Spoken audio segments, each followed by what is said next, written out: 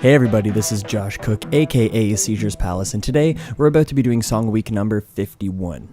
That means that this is the second last Song of Week. It's bittersweet to say the least. So today we're going to be listening to an electro track that I made. Right now it's just called Big Electro Fun. The title will change. Let's check it out. Okay, so here's some of the sections that we're looking at right off the bat. An intro. You can see I've stopped naming the markers at some point. I probably should have kept up with that, but... Right. Development. Bringing back that harp. I love harp, and I think it's mostly just because I don't hear it in a lot of electronic dance tracks, so... Yeah. Turns out kind of nice. And then... a build up. I messed up. When I froze this track, you'll see here...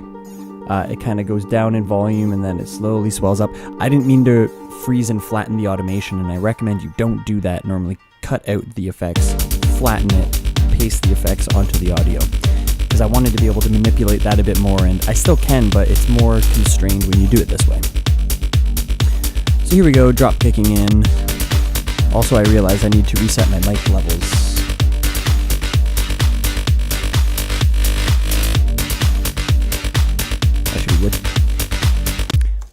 And then back to a breakdown.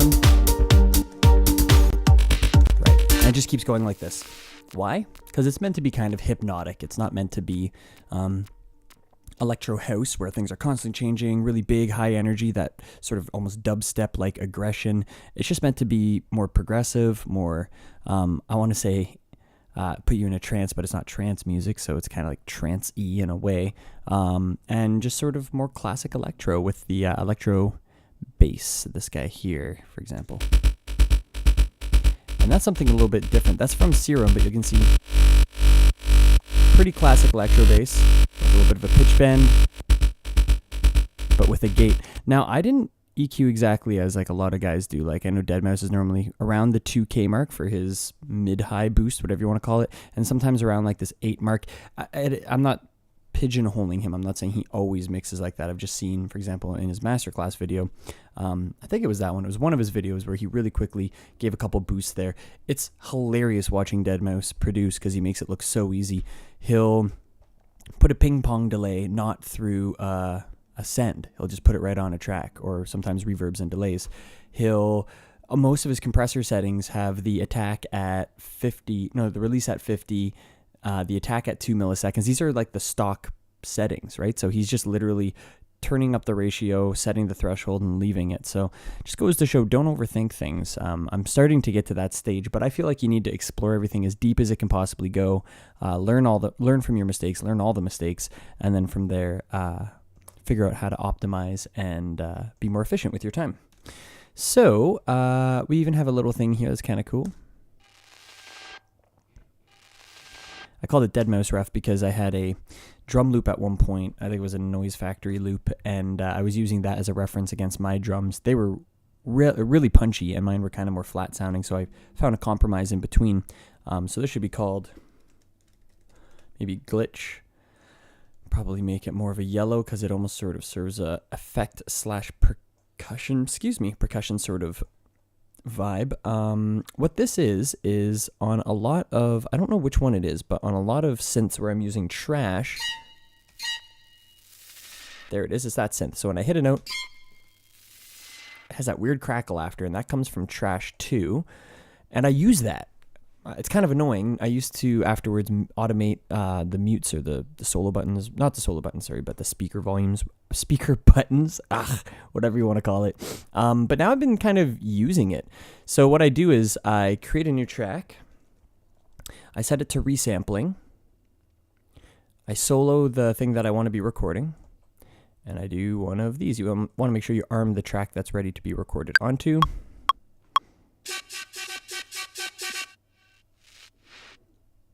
Right, so if I get rid of this and just listen to this, and then from there you can kind of go in, just find little like crackles and interesting little artifacts and stuff as a result of that sort of release of the distortion unit. So yeah, feel free to use it because it's unique. At the end of the day, that's good. There's some chords here that use some auto filtering. Let's hear it without the auto filter. With. Right. This is a pretty common technique these days, but I'm using it a little bit differently. Trying to think. It's gonna come to me. Nope. Anyway, there's a couple artists that I listen to that do that sort of really bubbly sort of effect, and what you have is the filter sort of wrapping around the kick drum. It's a really cool effect. So I'll just start breaking things down. So I have this guy here that later goes into just that on one chord, really simple. Right, and then the one of the whoops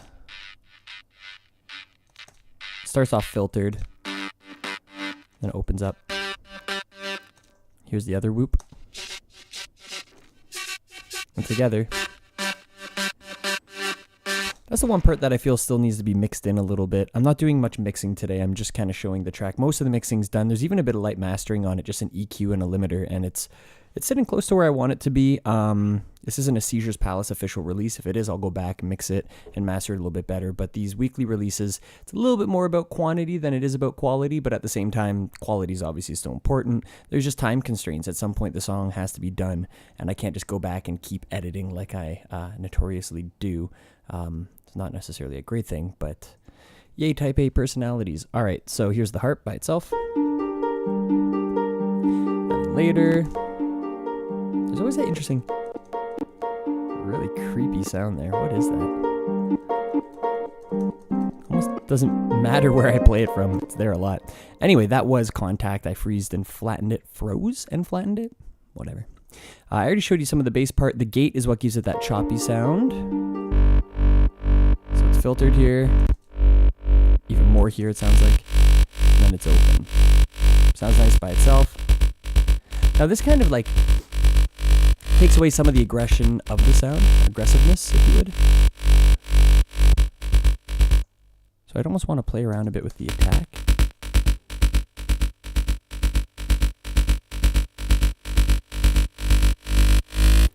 That actually helps a bit.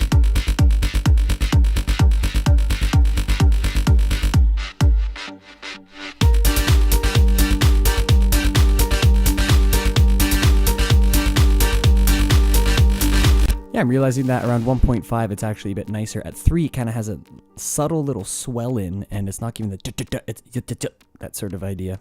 Really hard to beatbox that kind of thing, but hopefully you get it. There's another sizzle over here if you listen.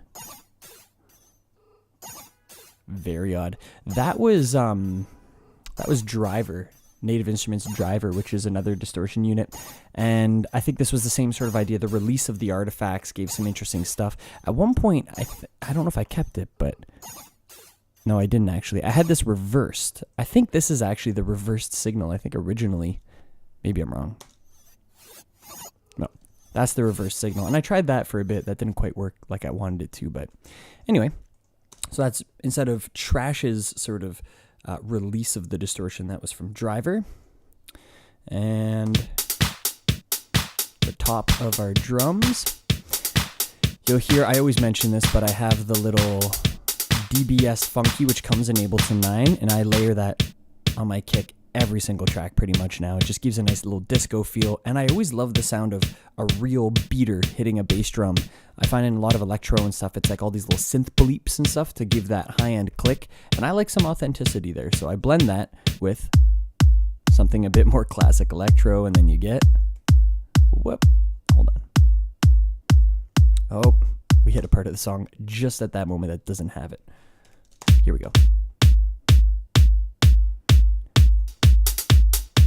Pretty hard hi-hats. Normally I go a little bit softer. They're right on top of the mix. Subtle little snare. That actually should probably be more centered. Looks like if you look here, you can see the stereo imaging is a little bit swayed to the right. Let's do it this way. Oftentimes you want to just pick the left or the right channel information instead of going stereo and then widening it down to 0. That can cause phase cancellation.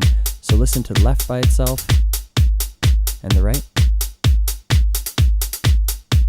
I actually prefer the right a little bit. I don't even know if they're different. We're going to say that I prefer that one. Claps nice and wide. sizzle for percussion, bass. Definitely very filtered here to leave room for the heart up on top, and our chords to kind of fill in some of that stereo imaging and the mids. Boom! That is Big Electro Fun 2, apparently. It's just the second version. Haven't named it yet. We'll see what I end up naming it. We kept today at about 10 minutes, which is fantastic. Next week is the final song week. Believe me, my brain is racked right now in terms of thinking about what it is that I want to do for that final song a week. Part of me is like, people keep saying, take a bit from each song a week and make it into a big song. That's a huge project, especially to do in 1 week. I might do a follow-up thing after my song a week, maybe like 1 year anniversary that does something like that. Maybe I'm giving too much away, but if you guys are watching, you deserve to know. I don't want to give too much away. It very possibly might be something that I haven't tried yet in the first 51 weeks, but it might not be the most epic song. Let's put it that way. It's just going to be something, again, to add to my portfolio, which is a big reason why I'm doing this project.